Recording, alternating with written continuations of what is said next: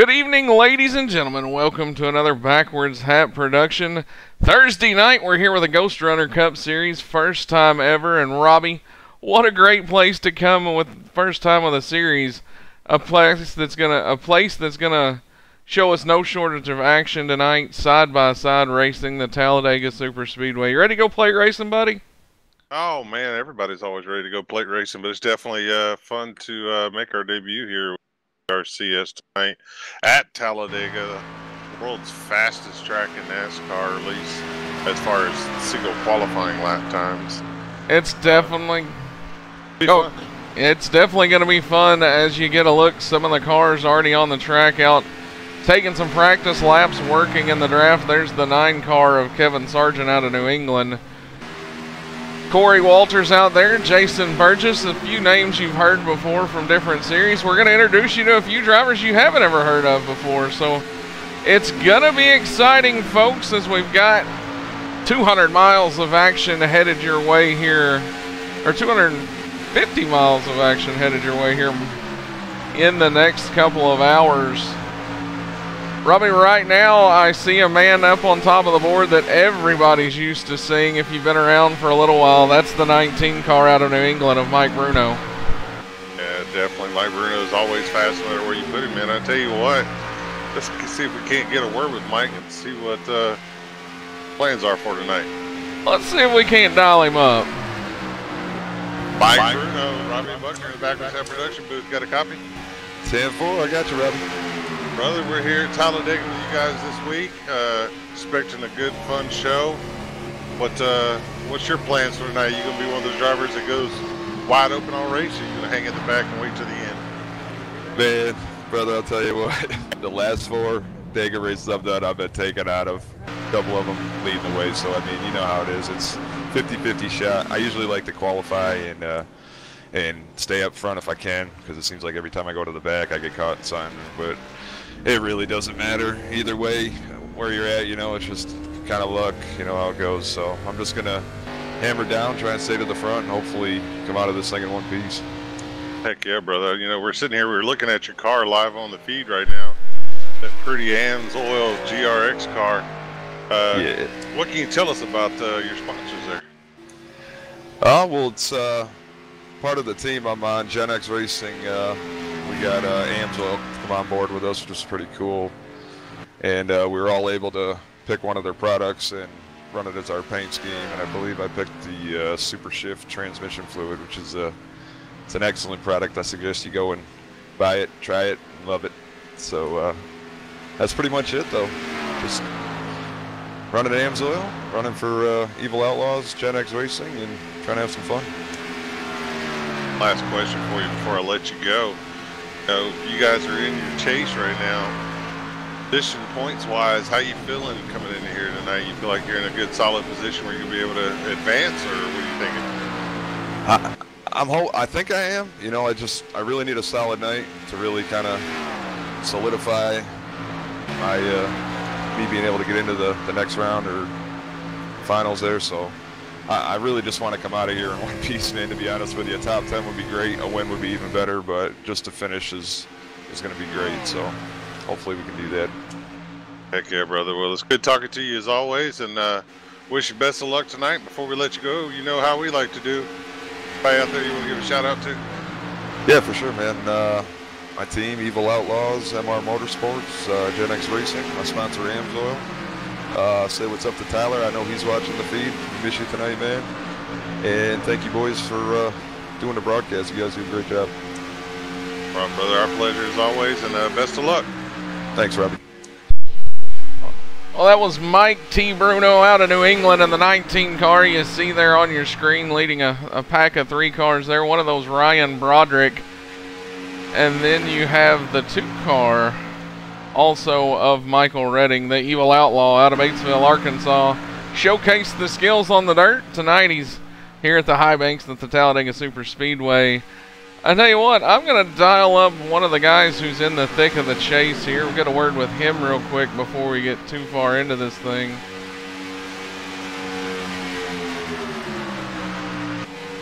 Anthony C., this is Bradley Wilson, the Backwards Hat booth. You got a copy? Yes, I do. Well, man, I see you second up there on the board, working a little draft down the back straightaway. Tell us real quick, I know with the season update and some patches and stuff, these cars have went through a little bit of transition here with the drafting package and whatnot. Tell us a little bit about what you think we'll see in store tonight, as I've heard a lot of drivers already pre-race say it's not just going to be one lane around the bottom tonight. No, definitely not. It's going to be, the whole track is going to be filled with cars. And with this new package, you can usually just suck up to the car in front of you, so it'll be a lot more tight racing and spread out like it used to be. Well, man, definitely going to be exciting throughout tonight. You know, it's the first time covering this series for us here at Backwards Hat Productions. Tell us a little bit about the season for you so far and how it's been going. It's been going good. Been in the top 10 every single race that I've been in, so that's a good thing for us. But it's actually a real competitive league and everything else like that, competitive racing, so we're real happy with that. Well, man, I haven't had a chance really to look over the points bracket a whole heck of a lot. Are you one of the drivers going to be bidding for a chase spot tonight? Yes, I am. I'm kind of in the middle of the standings right now, so hopefully we come out clean in this race and move up, have a safe zone for the last race of this chase, the second round of the chase, to move on to the third.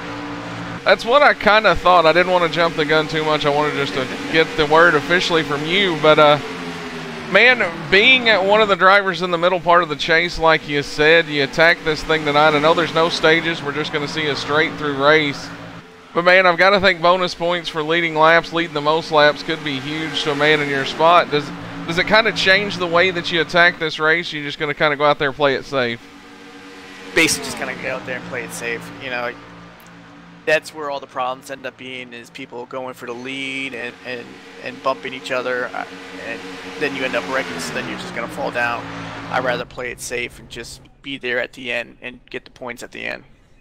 Well, man, it's definitely going to be a fun show. I know Robbie and I can't wait to bring all this action to the viewers. Before we let you get on out of here, turn some more laps in the draft with the teammates there. Does anybody want to give a shout out to? Yeah, definitely my teammates, Jared and Zach. And you guys up there and everybody watching. And just remember, this month is breast cancer awareness. That's why we run in pink in our team. So make sure everybody knows that this is breast cancer awareness month. Heck yeah, man. Well, definitely something I know that weighs heavy on a lot of hearts. So appreciate you bringing some recognition to that as well. And good luck tonight. Thank you. Once again, Robbie, that was the 98 car of Anthony C. I know he's going to have to be one of the picks to win here tonight, just from our own experiences. Yeah, he's definitely a guy that you got to contend with tonight. And right now I'm looking over the point standings as we come into the race. Right now, the only driver that's advanced is going to be DeAndre Artis. DeAndre, winner last week, was able to lock himself into the next round. 6 points back from him, though, is Zach Lindgren. Mike Bruno is 8 points back in third. Or I'm sorry, 6 points behind the leader is Zach Lindgren. Bruno sits 8 points behind third. 8 points behind Bruno sits Corey Walters. Gordon Larson Jr. in fifth right now, 11 points out of fourth. Sitting sixth in the standings is going to be Anthony C., who we just talked to. He's 12 points out of fifth. Jared Washon is going to be 13 points out of sixth and seventh. Jason Burgess comes in eighth in points, 17 points out of seventh position. Dave Matson is going to come in ninth, 17 points out of eighth. And the man everybody's talking about that's not here tonight, Tyler Justice, he comes in 10th, 19 points out of ninth, and he's going to lose a lot of ground tonight not being here. Well, he's definitely going to have to pull the rabbit out of his hat next week to possibly see an advancement. I tell you what, I'm going to dial up one of the guys that is going to be the easiest breather in the field tonight. DeAndre Artis, this is Bradley Wilson of the Backwards Hat Booth. You got a copy. 10-4. You got a copy? I do have a copy as well. First and foremost, I hope I didn't butcher your name, got it correctly. Yeah, I believe they said DeAndre Artis, right? That's exactly how we said it, so yeah. Good there. Well, man, I see you turning some practice laps now. I wanted to kind of get a get an interview with you real quick, get these fans from the Backwards Hat Nation acclimated with you, as we've been told that you're the only driver tonight that's going to be breathing easy throughout this whole thing, as no matter what happens, you're going to be locked into the next round. I made it sure that I tried the best I could to win Dover so I can relax during Talladega, because, you know, Talladega is a wild card race. You don't know what can happen, and just focus myself on trying to win Dover, so I wouldn't have to worry about Talladega nor Kansas, because I really don't like Kansas either.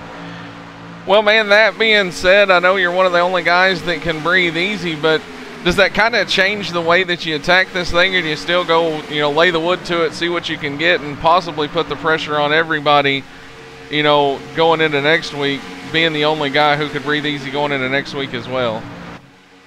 Yeah, it changed the mindset, because I'm not points racing for the next 2 races, so I can just race free and race however I want to, you know, try to get a winner, and put more pressure on, you know, the guys who are also racing for points to get in. But yeah, being locked in just gives me a little bit more freedom to take risks and not be able to worry about points and just try to capture the win for the next 2 races.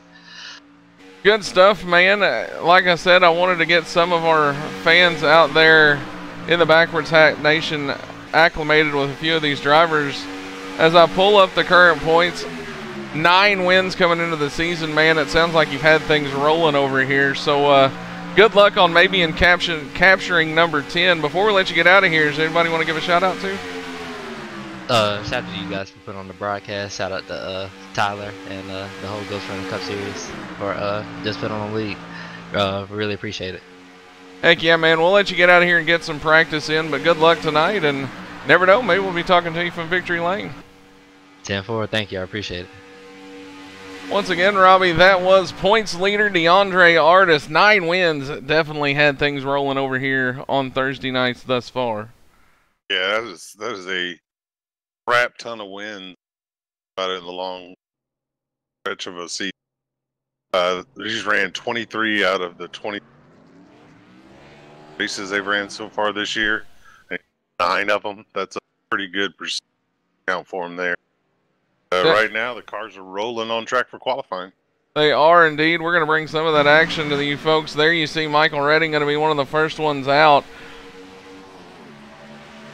He's going to roll around the bottom. Robbie, another interesting thing that was implemented not too long ago is the commit line, especially here at Superspeedways. You know, before the commit line and that blue cone that you can't see due to that beautiful Geico flag waving in the background. But before all that, man, you could come straight up on this racetrack. Nowadays, not the case, as you got to follow the apron all the way around through the exit of turn 2.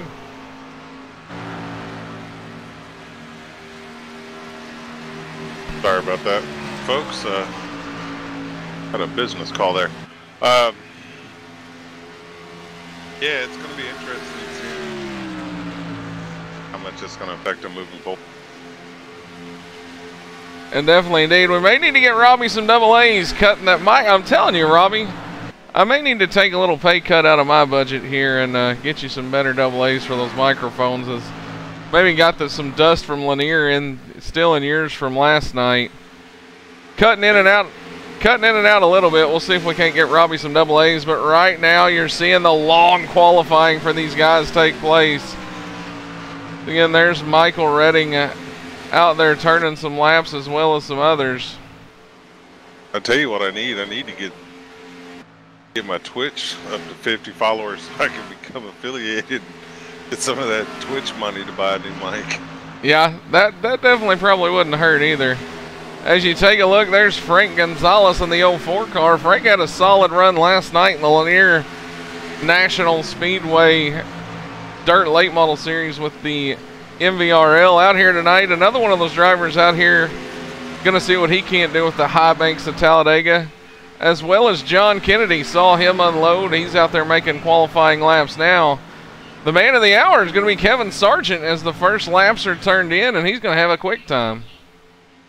Yeah, right now he's at a 51.7. That's a good outlap for Kevin there.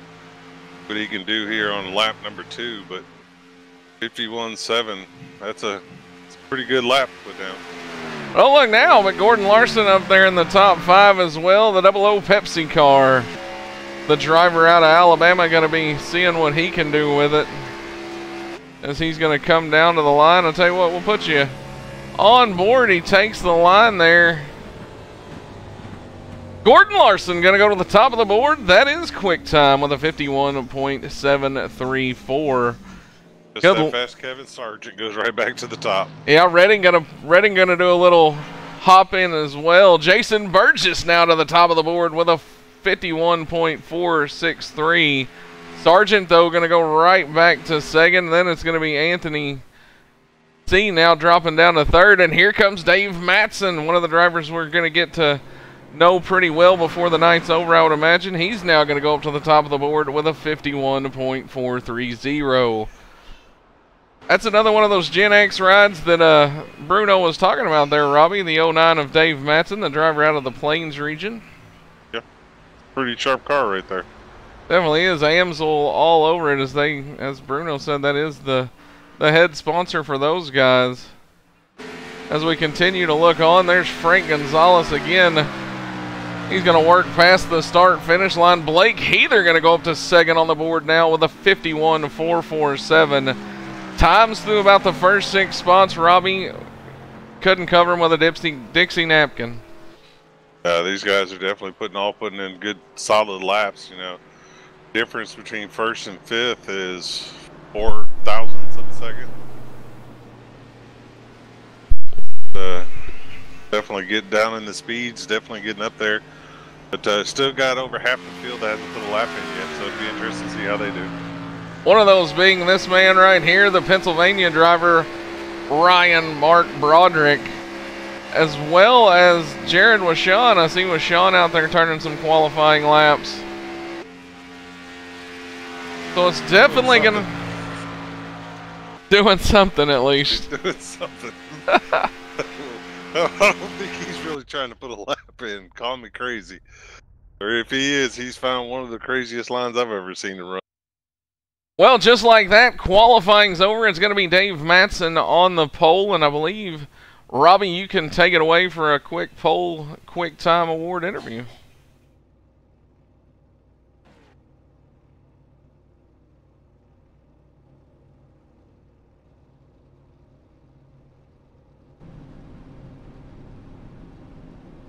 Dave Matson, Robbie Butner, Backwards Hat Production Booth. Got a copy, bud?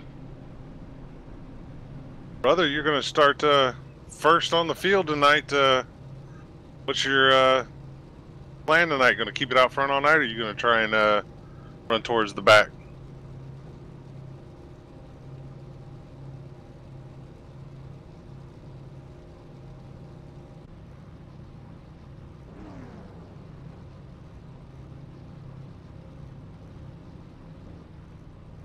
Heck yeah, brother. Well, best of luck to you. We wanted to give you a chance to talk before the race started. Got anybody you want to give a shout out to before we let you go?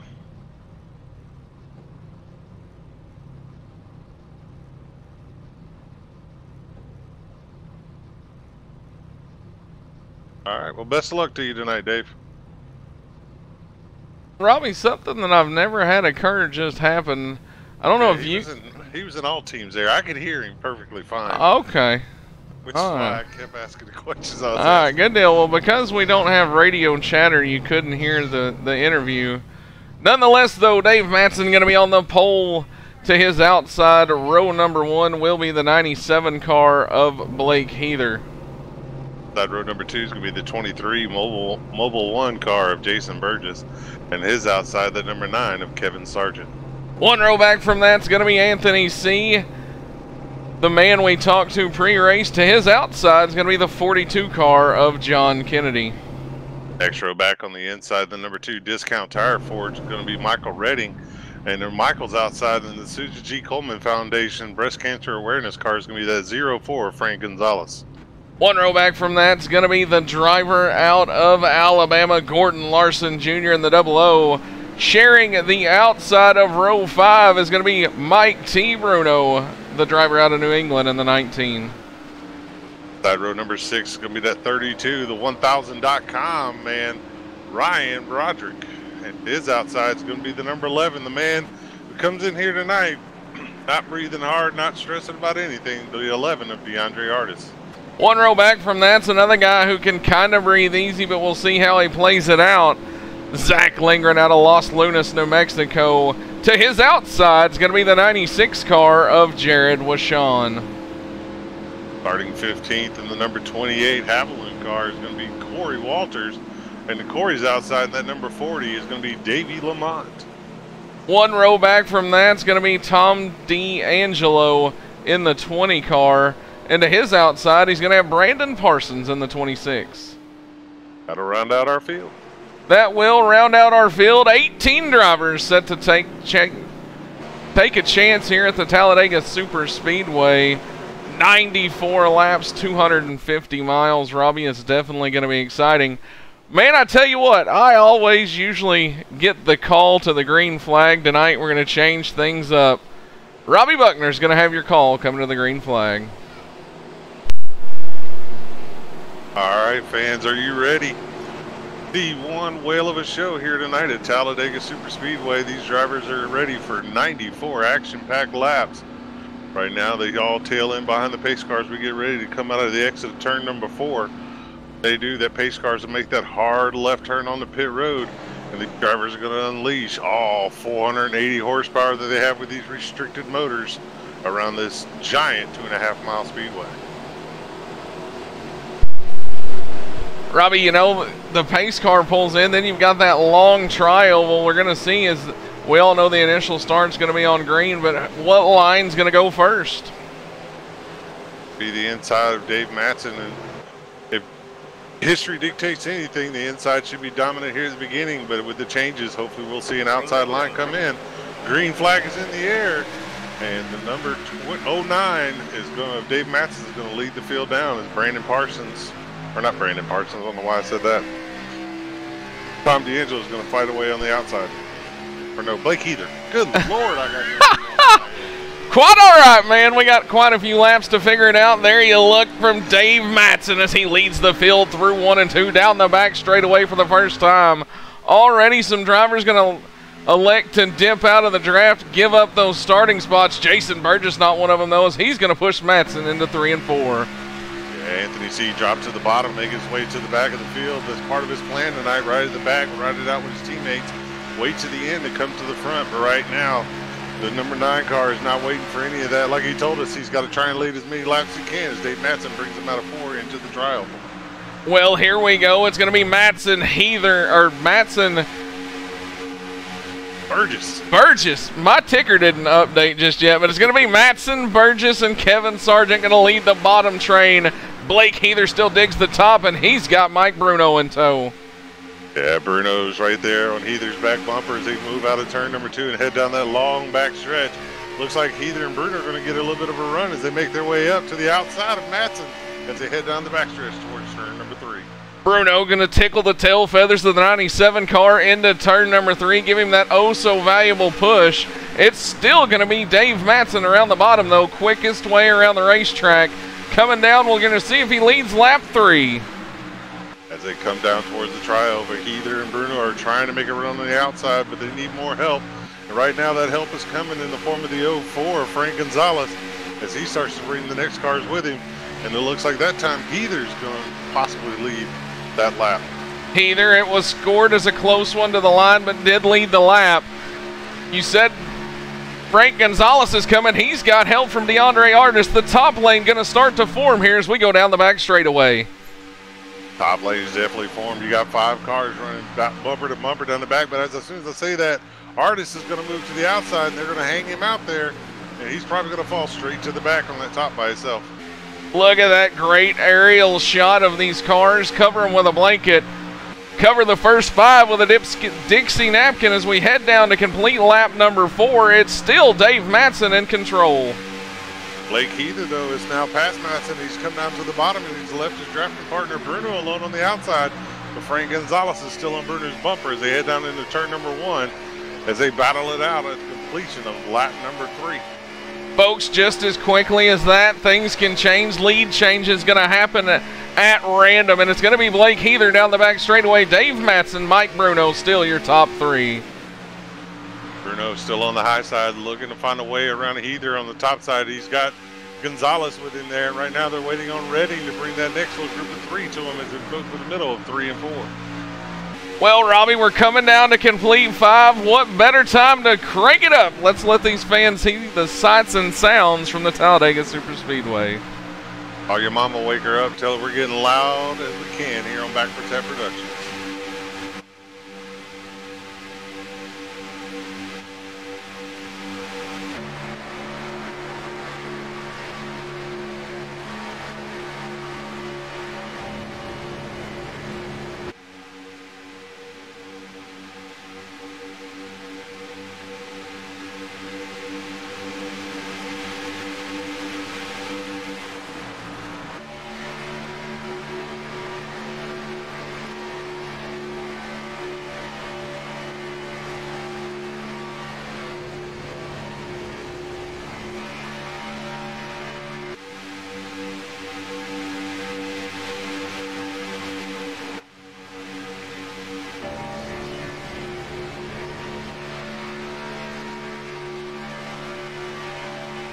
A lap around the Talladega Superspeedway. The car's snaking around here, Robbie.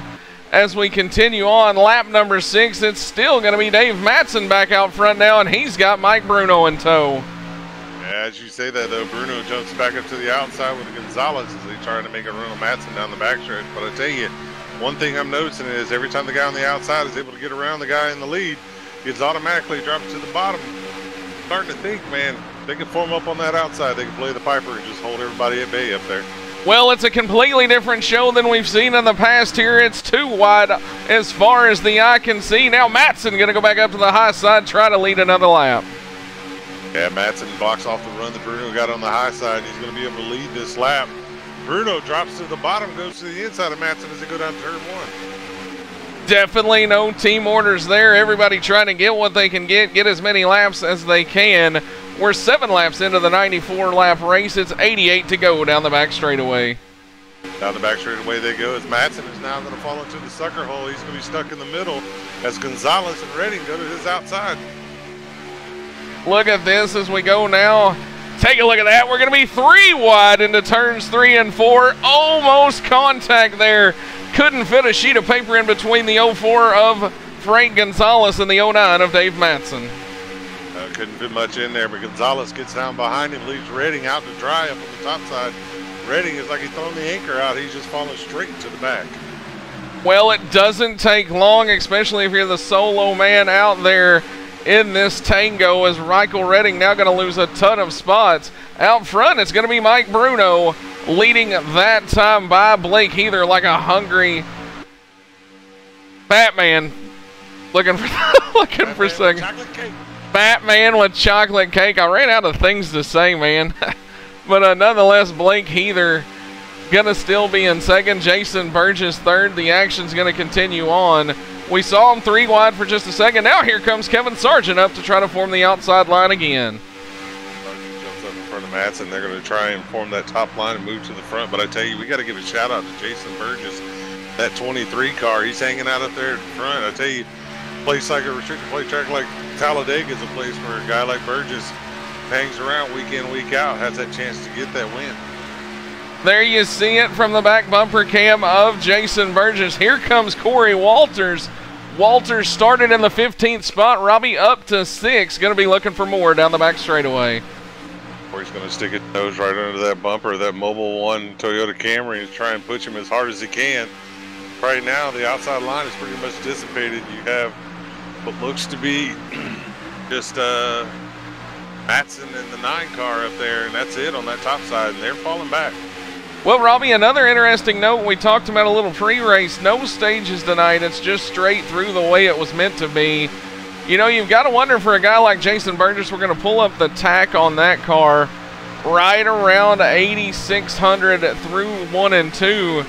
You've got to wonder, man, fuel mileage, fuel gambles here. Do you think we're going to see any of it? Hey, this is one of those tracks where fuel mileage can play a difference in the results of this race, especially with no stages. Guys have got to be smart about how they go about this. And that's going to be the tricky part tonight. We get green flag pit stops, man. That could really mess stuff up. You got to make sure you have a group of guys that you're coming in with. Because if you come by yourself, you're going to be a sitting duck when you get back out on the track. Yeah, definitely so. It's always that fine art of trying to get on the pit road with other cars as well. We're going to see who can master that. As we're 10 laps in, still a little bit ways from pit stops, but I know, Robbie, these guys have already got to be thinking about it. Yeah, you're already starting to strategize, trying to put yourselves in position. Know when you want to pit, where you want to pit, and who you want to pit with you. Now, the last thing you want to do is be on the high side, coming out of turn 4, and all of a sudden know that you got to pit that lap. So you want to start making your way towards the bottom if you want to pit.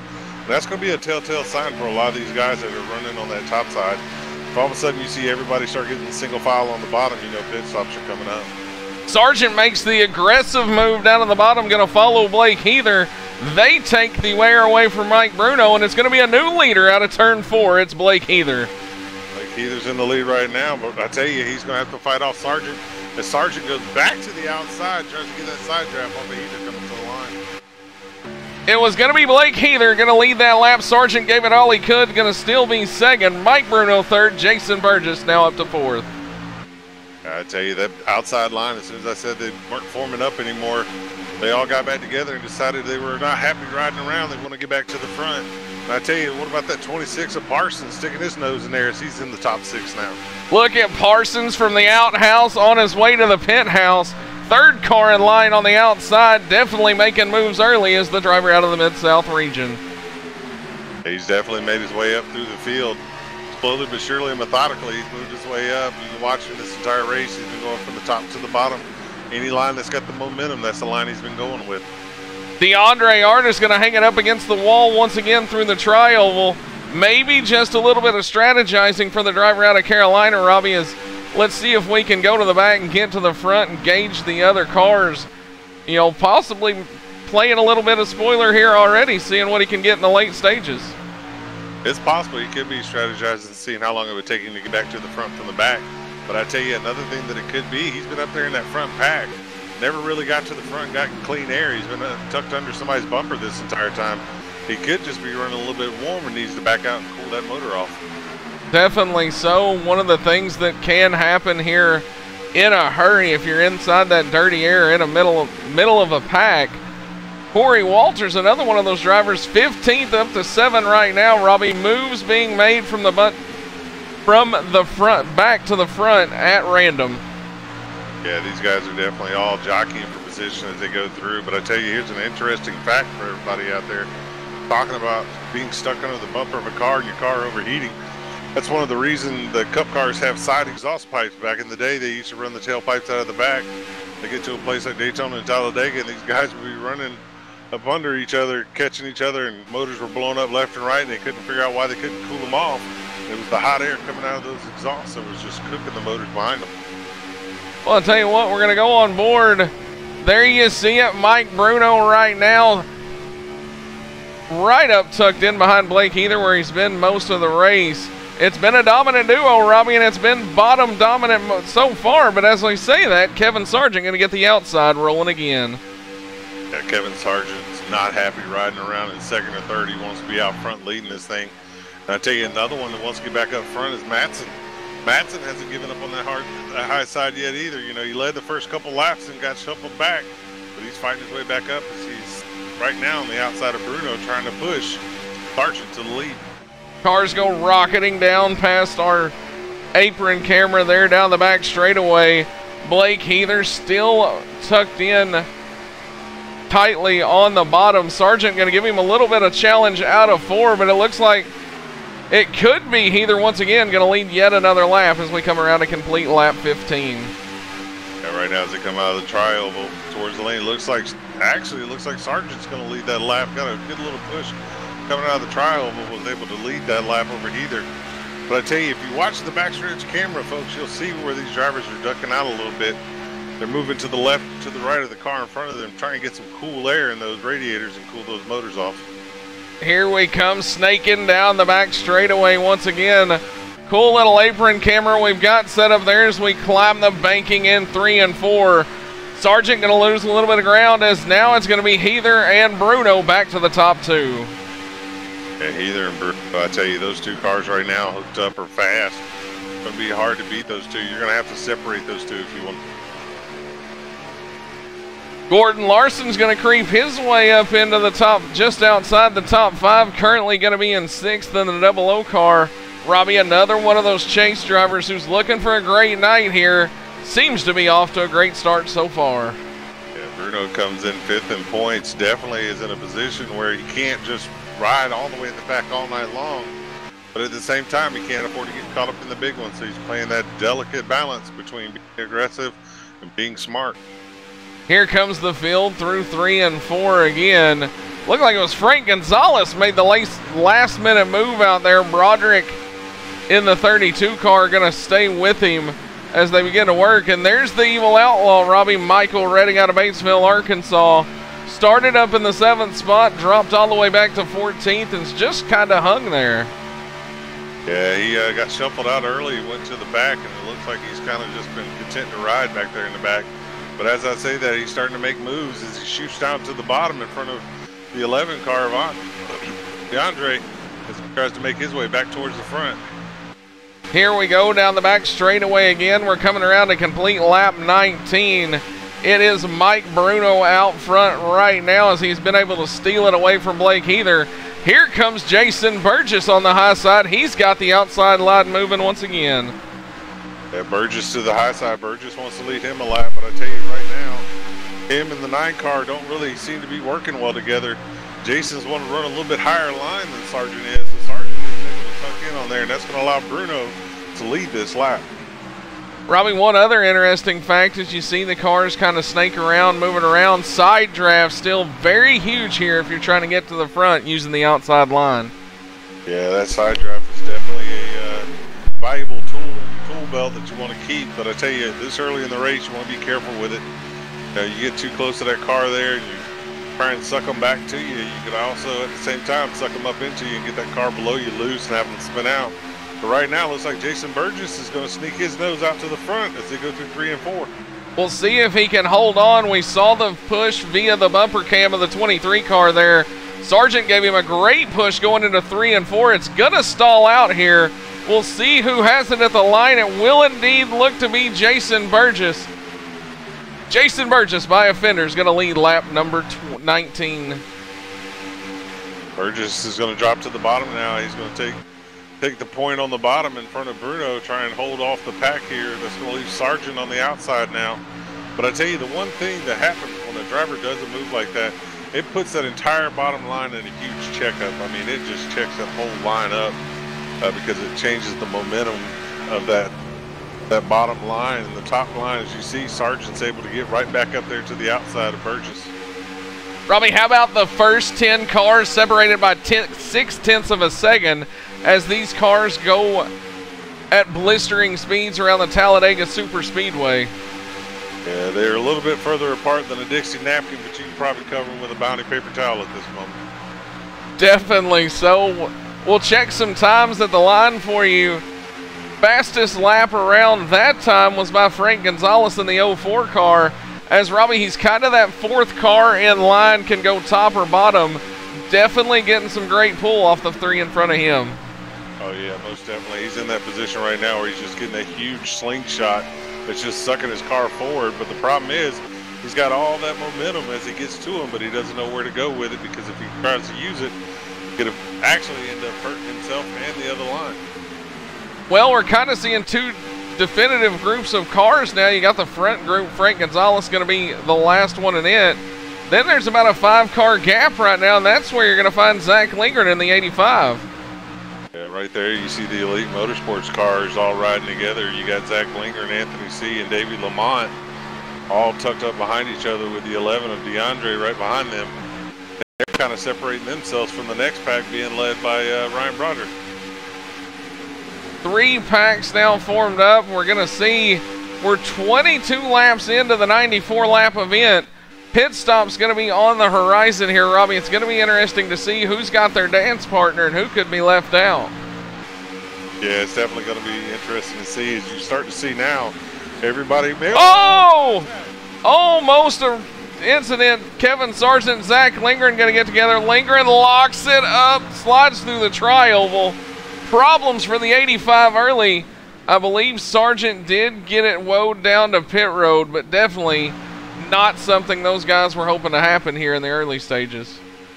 Definitely not what you want to have happen, especially if you're Zach Linger, who sits second in points. That's going to really put a hurting on it. This thing stays green the entire time. Linger and Sargent are going to be way behind the pack. I was taking a look. I see John Kennedy's Circle K car sitting there. Looks like it's 21 laps down, so may have had some problems early for Kennedy or something else as we kind of went through who was on pit road. Zach Lindgren makes a quick stop, and I believe the 9 car of Kevin Sargent just now leaving. So there you see the field was going by. Lindgren able to get out. Maybe just did a drive-through. Sargent, however, goes ahead, utilizes the pit stop. So it's definitely going to be interesting to see how things shake out for these two drivers moving forward. Yeah, it's going to be interesting. Right before that contact I was mentioning, if you notice, everybody's starting to get towards the bottom now. Pit stops are coming up, but I tell you, if Zach Linger just drove through pit road and didn't actually stop and put fuel and tires in it, it's going to hurt him even more as he comes back around the track and eventually does pit. Well, DeAndre Artis was in line, got shuffled out just a little bit as you see these cars start to kind of snake around single file. Now, he's actually the only driver up there on the top. May get shuffled out just a little bit. Frank Gonzalez looks up for a second, now going to duck back in line. Artis right around the 9th position, but like we said pre-race, Robbie, really nothing to lose if you're the driver of the 11 car. No, absolutely nothing to lose. DeAndre's position. Go for it, let it all hang out and see what happens. Go back up front, it's still Jason Burgess, your leader. Get a little bit of look from the bumper cam, but there is that black nose of the 19 car Mike Bruno. Stayed right with Burgess through the early runnings, and you still see Blake Heather right up there tucked into 3rd. Yeah, Heather's doing a good job staying up there along with the 9 of Matson. I'll tell you, these guys are definitely all trying to put up there, but I tell you, I just looked at the timing and scoring, and Zach Lindgren is 30 seconds behind the last car in this pack. We're going to give you a little bit of a relative of where they're at. There is Zach Lindgren as he goes down the back straightaway off into turn number 3. Here's Jason Burgess leading that lead group of cars out of turn number 2, so that distance definitely going to close, especially someplace like Talladega. Yeah, they're going to catch him really quick. They're running about 2-3 seconds a lap quicker than Zach is able to run by himself. So at this point for Zach, the only hope is, or only thing I can assume is, Zach is hoping the pack is going to catch him and he can stay at the front of it the entire time and stay right there on the tail end of the lead lap. Possibly still be able to pit with his teammate.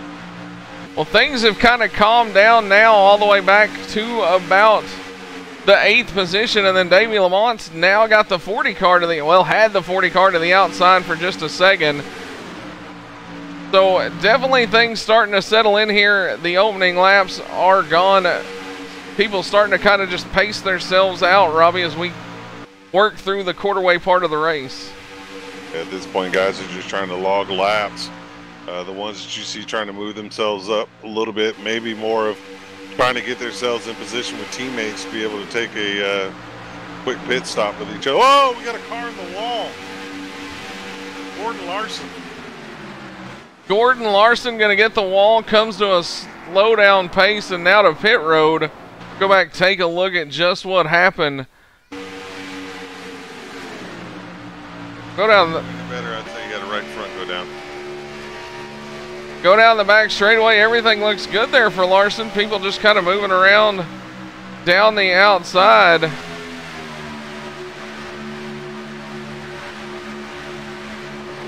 I believe we just saw a little bit of that glitch, Robbie. I saw some of the social media posts about it the other night.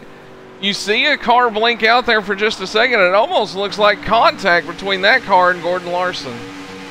Yeah, it's unfortunate. It's the unfortunate part of online racing is other people's connections can eventually hurt you, and that has been a known problem this week.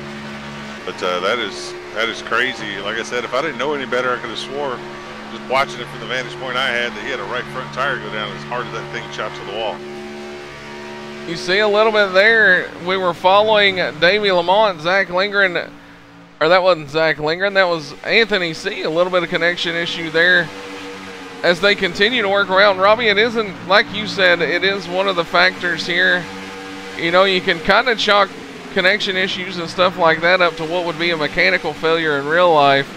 Nonetheless, though, you know, when you're Gordon Larson or somebody like that, something like that that's completely out of your control, you're just running the top line, it's got to be heartbreaking, especially for a man who needed a good run today to solidify his spot into the next round. Yeah, that's definitely going to cause him to take a big hit in the points tonight. And Gordon was having a solid run, running inside the top 10, just riding around, logging laps like we were talking about. But unfortunately, it looks like his night may not be over with, but his chance at a victory has definitely come to an end. Well, we talked about Zach Lindgren being off the pace, Robbie. We go take a look now. There he is on the high side, and you're going to see the field's going to start to work under him here momentarily. That giving him plenty of leeway, but definitely going to be lapped down early. So not a place you want to be if you're the Los Lunas, New Mexico number 85 driver. Right now, Zach's trying to latch onto the back of this pack as the pack is fully gone around him now. He's going to duck to the bottom, get behind Broderick, and hopefully he's going to be able to catch that draft off of Broderick and stay with this pack. Looks like he may have lucked out, caught the tail end of the draft. Meanwhile, you go back up front. We're lap 31 now of 94, 64 laps to go. It's a familiar sight. Jason Burgess, Mike Bruno, Blake Heather, they've kind of made themselves nice and cozy up there leading the field. Yeah, they've all pretty much single filed out. The top 7 are running in a little pack there with a little bit of a space to 8th place of Frank Gonzalez. But I tell you, we're getting up to the point where these guys are probably going to be pitting in the next 5 to 6 laps. Pit stops will be coming up here momentarily as Burgess is going to lead them around to complete lap 31, coming to 32. It's interesting, Robbie, you saw everybody 2, sometimes 3 wide. Now it's kind of single filed out. Everybody just logging laps. You know, you like we mentioned, you got to find your dance partner out there. And, you know, come the late stages of the race, that dance partner may not necessarily be the guy you've worked with all race long. Yeah, there's no guarantee that the guy you're working with now is going to be the guy you work with at the end of the thing. But I tell you one thing I'm starting to notice, I'm not sure if you're seeing it as well, but it definitely looks like the handling is starting to go on some of these cars as they're struggling to hold that bottom line. Guys are starting to drift up on it. Looks like these cars are starting to get tight as the tires wear off. Yeah, definitely so. Lap times have dropped just a little bit. The fastest car on the track that last lap by was Davey Lamont in the 40 car, and he's all the way back in 7th. Yeah, Davey's getting a good draft off those guys at the back there, able to pull himself up. So it ought to be interesting to see the lap speeds as those backpacks start catching. Well, we mentioned Zach. Now, you see him exiting turn to Superspeedway. 34 laps complete, or 33 laps complete now. We're on lap 34. Burgess going to lead him, and there goes Davey Lamont. He kind of ducked out just a little bit, Robbie, maybe seeing if anybody will go with him. Yeah, I think he may be testing it, see what's going on, but then again, at the same time, I think honestly, man, a lot of it just has to do with the handling. Handling's starting to go off. Well, DeAndre Artis going to run outside, going to be one of the only cars to work the outside now, and we've got to, we'll pan out just a little bit, show you the action, but the top 3 cars a little bit on a breakaway, and then we've kind of scattered the field out just a little bit. Yeah, Brandon Parson and the 09 of Matson kind of went side by side for a lap there. Allowed the top 3 to pull away. What was separated by about 0.6 of a second, now you've only got to go back to about the 5th position, and there's 0.7. Some of those drivers in the back of this pack here are going to be separated by about 1.5 seconds. Yeah, this pack is definitely stretching itself out, but I expect to see it accordion back up after pit stops.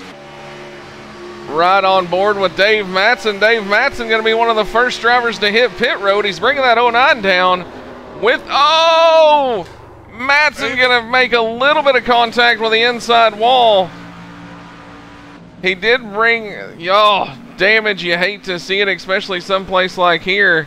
Brought a few drivers down with him. One of those is going to be the 40 car of Lamont, and it looks to be the 98 of Anthony C. Yeah, I think both of them came down with him as well. That may have been part of a plan, but I tell you, he come in there hot and just got a little bit too much rear brake in it. It looks like. Got in there hot, got on the binders, it started a wheel hop. He did a great job of it not being any worse than it was. Here comes, Burgess gonna slam the inside wall. Heartbreak for the driver out of North Carolina. He had led most of this race. Misjudges pit road just a little bit. Robbie, we knew pit stops were going to be interesting and a delicate art, and it looked like Burgess just got in a little too hot. And same thing you said, maybe a little bit of rear brake, a little too much rear brake, and before you know it, that car's around. I think he may have had a little help. The communication may have been a little bit off there on that pit stop. Well, pit cycle's going to start nonetheless. Brandon Parsons, your leader, DeAndre Artis, they're now going to come into pits. Looks like both of those going to get it woed down. DeAndre going to get in a little bit better than Brandon Parsons. You saw it there. That's going to forfeit the lead over to the 2 car of Michael Redding. Michael Redding is definitely known for and down. Here comes Frank Gonzalez. He was going to be scored the last car to pit. So Gonzalez going to bring the 04 car. Yeah, definitely not what you want. Broderick's going to get swallowed up back of Davey Lamont and Anthony C. Those 2 cars run together, and they're going to probably grab a hold of Broderick and push Broderick up and pass Bruno. Bruno is going to be a sitting duck in this situation. Well, another driver coming off of pit road with a little bit of gap. That was the 26 car of Brandon Parsons. He pitted with DeAndre Artis. There's the difference, folks. You see Artis got into pit road just a little bit better, and that gap starting to grow. He is scored the leader right now. Virtue of how the pit stop cycled out, but that's a long gap and a lot of cars headed his way. Yeah, most definitely. As you see now, looks like Lamont and Anthony C have caught up to the back of Broderick. They're going to go to his outside, but Broderick at the same time has caught up with Bruno, so we're going to have 4 cars here side by side as they come to the track. Well, we'll see if they get it single filed out or if we're going to see a little bit of double file. Right now, everybody's still trying to get grouped back up. You've got your dancing partners out there, Lamont, Anthony C, and then you've got Mike Bruno with Broderick, as these guys all start to close in on race leader DeAndre Artis at the moment. There is Artis, you see Davey Lamont already making the move. He's not going to waste no time, no late moves, as they're going to look to go by Artis here on the high side. Yeah, go ahead and get up there. Go ahead and establish that that's the line you want. It's going to allow you to prepare yourself more for what that driver's going to do, but a driver of DeAndre's caliber, he's going to stay down under the bottom. He knows that they're a lot faster than him stacked up like that, and right now he's got Broderick coming to his bumper that's going to help him stay with these guys. I was just fixing to say, Broderick was up there with Mike Bruno, drops down, picks up DeAndre Artis. There's Frank Gonzalez right ahead of those guys. Lucky dog if a caution comes out. There you see the field go rocketing through 3 and 4 back down the tri-oval. Robbie, one thing that, of course, everybody who has ever seen this layout knows, this track a little bit different than normal super speedways, as the start-finish line all the way down to the end of the tri-oval. Yeah, most tracks right in the middle of the tri-oval is where you're going to find that start-finish line, but here you got another 750 feet beyond the tri-oval before you get to the start-finish line, so at least some exciting finishes due to the fact that you have that much extra distance to cover. So pit strategy is going to be early here. We're going to see him run about 35 laps on a tank of fuel. It's going to be interesting to see if anybody was pitting early, rolling the dice, maybe saving a little bit, as right now we're 41 laps complete of the 94 down. It's 54 laps to go. If you're just tuning in, we welcome you to the Ghost Runner Cup Series here on this Thursday night with Backwards Hat Productions. I am Bradley Wilson, Robbie Buckner up here in the booth with me. Robbie, it's definitely turning into one of those races where you kind of wait for the big one, but at the same time, if we go green, man, it could be a fuel mileage race.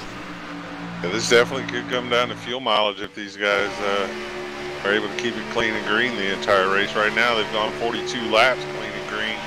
No reason to believe they can't go the last 52 clean and green. So it's going to be interesting to see how this plays out. But these guys right now, you're in the middle part of the race. You're just kind of wanting to log laps and get it going here. You're thinking about that last pit stop now. What's the earliest I can stop? What's the latest I need to stop? If I stop late, do I just take 2 tires? Do I take no tires? You know, you're starting to strategize already, start thinking about that last stop. As Blake Heather now is going to pull out of line and try and make move up towards the front. Heather going to go to the outside. We'll see if anybody goes with him. So far, it's going to be 4 cars tucked around the bottom. Heather to the outside by himself. Robbie, to the point, though, goes Anthony C., one of the guys coming in here who said he was about middle of the road, definitely needed some momentum going into Kansas next week. That bonus point for a lap led, get them while you can and get them while the getting's good. Yeah, you definitely want to get the bonus points while you can. Right now, it's still early enough in the race. If Anthony's able to lead this little portion of the race, he has a chance to lead the most laps.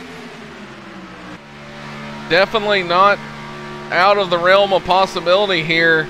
As we go look at some of the roof cams, there's a look back from Mike Bruno as he looks on to DeAndre Artis out front at race leader. Once again, clean track out in front of Anthony C. Robbie, I tell you what, pit stops have been made. Let's crank it up one more time. Heck yeah, turn it up, wake grandma up, tell her to turn the iPad and the TV up. We're finna get loud on Backwards Hat Productions.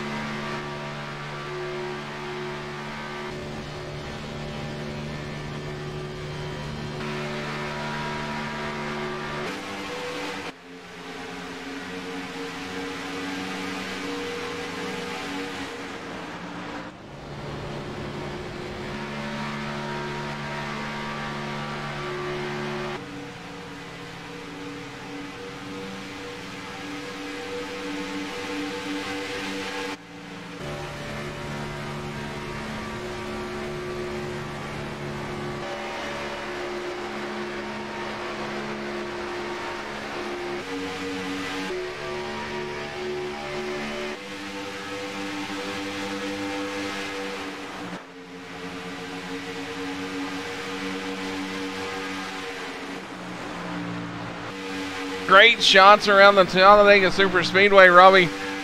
I don't know about you, but my favorite one's the infield looking through turn 3 and 4. It's just kind of got that old school feel to it. Nonetheless, what a beautiful facility to come to. Yeah, it's definitely a beautiful track to come to. Track to see. Guys are definitely putting on a show. As right now, like Davey Lamont is falling off the back of this pack. Somebody who's right up in the thick of the things, that's DeAndre Artis in the 11 car, comes in the points leader, 9 wins on the season. He's showcasing why right now as he runs third. But man, give a call out to Brandon Parsons once again in the 26. Started 18th, currently up to 4th. Brandon Parsons done a good job of managing his movement up through the field, being slow and steady as he moved up through there. You know, picking the right lines at the right time. So definitely a tip of the cap to him. As Blake Heather goes his outside, trying to make his way to the front. He's going to have Broderick, it looks like, thinking about going to the outside with him. Broderick's going to tuck back in behind Frank Gonzalez down the bottom. Heather went to the outside. Joey Lamb Racing teammate Frank Gonzalez thought about it for a second, then ducked back in line. Now you've got Broderick, and we've got 6 cars lined up on the bottom. Now going to make it 7. Realized he was going nowhere on the top side. Wasn't nobody wanting to go up there right now. So he's going to get back in line and ride. But I tell you, the man that's in trouble right now is that 40 of Davey Lamont as he's slowly losing this draft and falling back. It's a helpless feeling, Robbie, when you can see the cars out in front, but you just can't get to them. Lamont tries everything to reel the field back in. Another guy who's kind of got that helpless feeling as we hit the halfway point, Zach Lindgren, involved in that contact earlier with Sargent. He's back here, and right now it's Corey Walters, Zach Lindgren, Kevin Sargent. Yeah, those guys are trying to stay grouped together and make headway, or if nothing else, at least kind of slow down the inevitable. Well, an interesting note here, Robbie, is out of these 3 cars, Corey Walters the only one on the lead lap. Zach Lindgren, Kevin Sargent both laps down. As Zach Lindgren 1 lap down, Kevin Sargent still 1 lap down. So you've kind of got a few battles here all on your own. You've got the battle to try, if you're Corey Walters, to stay on the lead lap. And you've got the battle of Zach Linger and Kevin Sargent, where if a caution were to come out, one of these guys is going to be your lucky dog recipient. Yeah, right now the thing that's going to hurt them is the fact that Frank Gonzalez is our first car lap down, and he's right there in the middle of the lead pack. So they're going to have to hope that they can stay out in front of this pack before caution comes out, because if not, they're going to fall a lap down to Frank. Yeah, you never want to see anything bad to happen to anybody, but if Gonzalez were to be caught up in some kind of entanglement, that's going to open the door for those guys. But definitely quite a few drivers right now not in the position that they saw themselves being in the early stages of this race. Another one of those is Batesville, Arkansas's Michael Redding, who's currently sitting in the 12th position, another car a lap down. Redding, however, has got clear racetrack out in front of him and a big gap back to the damaged 00 car of Gordon Larson. Kinda out here in no man's land right now as he falls further and further off the lead pack. Yeah, he's pretty much in that same position as Davey Lamont. You're pretty much oh, contact! Frank Gonzalez and Brandon Parson on the back stretch. Cars spinning down the back straightaway. Parsons powered into the inside wall. Frank Gonzalez going to bring the 04 car almost to a rest. No caution as they were off the racetrack. It didn't take out but a few of them. We're going to go back, take a look at it now. You heard Robbie first on the call, though. Oh, I think we gave him the announcer's curse. Think we gave him the announcer's curse. We were just talking about him, too. You're going to see Parsons go up just a little bit. Comes back down, slight contact, and then big contact. Roof flaps go up on the 04 cars. It makes heavy contact with the inside wall. Talladega claims another 2, Robbie, and then there were 8. 8 cars on the lead lap. Corey Walters being one of the last ones, but still well out of the picture. It's 6 cars up front right now. Lamont still kind of falling off as well. So give the top 5, you know, right now. You kind of play that odds of winning, Robbie, and it's, you know, you've seen the bet odds or odds of winning. These 5 drivers right here, you've got to think, barring anything crazy happening, you can pretty much ride single file, log the laps. There's 43 to go. We've passed the halfway point. You've got to think that your chances, the odds of winning, are definitely going to be increasing for these 5 guys as the race goes on. Well, I tell you this much, the guy right now who didn't want to see that definitely doesn't help him any is going to be that 98 of Anthony C. Anthony now has lost his drafting partner, Davey Lamont. Zach Lingering's a lap down. He's catching up to Zach and possibly put him a 2nd lap down. And behind him, he's got 3 teammates. Got the 19 of Bruno, 32 of Broderick, and the 97 of Blake Heather, all working out of that Evil Outlaw Motorsports team. Those 3 guys right there can pretty much gang up on those other 2 guys at any time if they really want to. Fans, we're going to do something a little special for you that we haven't done yet to this point. Hey, Mark Broderick, this is Bradley Wilson, the Backwards Hat Booth. You got a copy? Yeah, I got you. Well, man, in-race reporter, so to speak, we kind of joked around about you doing it last night. We see you in the 5-car draft out there. What's the plans to the end of the race? We're going to run the tank out completely and then pit and give it about a 15-lap shootout to the end, 20-lap shootout to the end. Well, man, it's you 5 on a breakaway so far. We haven't seen the big one yet, just a few single-car incidents. Kind of tame, man. Do you expect it to pick up here in the last 40? I don't know. It seems like it's just going to be the 5 of us probably, so unless there's a caution and it changes everything, I think it'll be pretty tame. Probably not too exciting. It's kind of hard to build up runs when there's only 5 of you. But, you know, I'm just out here enjoying my Bing Bang Dang Ow in my car that I brought with me. It's a great beverage. What's that beverage got in it, man? It's got 33% nicotine, about 1/3 dog blood, and the rest of the stuff we're not really sure if it's legal, so we can't say. Well, man, give them hell and good luck as we get in the closing part of the race here. All right, 10-4. Make sure my car looks good. I'm trying to get some discounts at Cabela's this week. You look amazing, brother. You look so good. Tim Richmond would be proud of you. Oh, thanks, man. I've got my aviators on though. Well, man, good luck throughout the rest of it. Once again, folks, that was the driver in the 32 car. Robbie, we joked around with him last night. I thought, man, what better part in the middle part of a race to talk to the guy who's, you know, out there giving it all he's got, running in third in the line of what's now 7 cars. Yeah, I tell you, he's Project's one of those guys. You gotta love him, no matter what. Oh, you can't help but like that guy. Another guy who you can't help but like what he's doing down there's Mike Bruno, the man who come in well inside the chase cutoff line, but still out there giving it all he's got.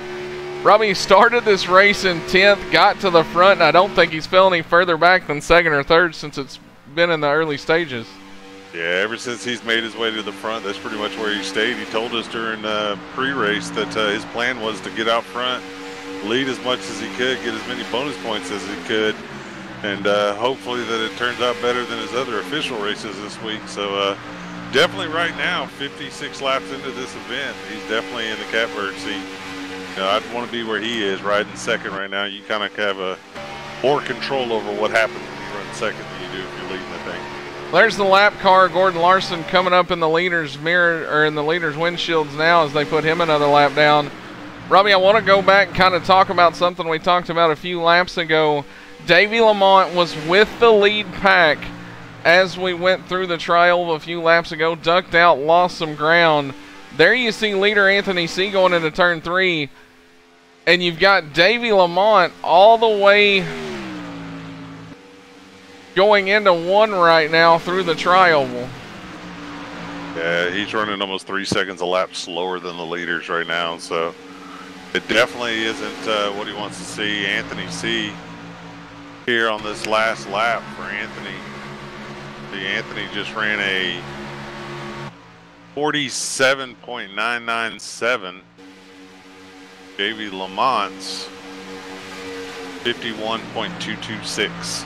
Well, now the scope of things kind of changes as well, Robbie, as you see these drivers all kind of riding around, finding each other. Zach Lindgren, Michael Redding, a few drivers a lap down, as well as Corey Walters still the last car on the lead lap.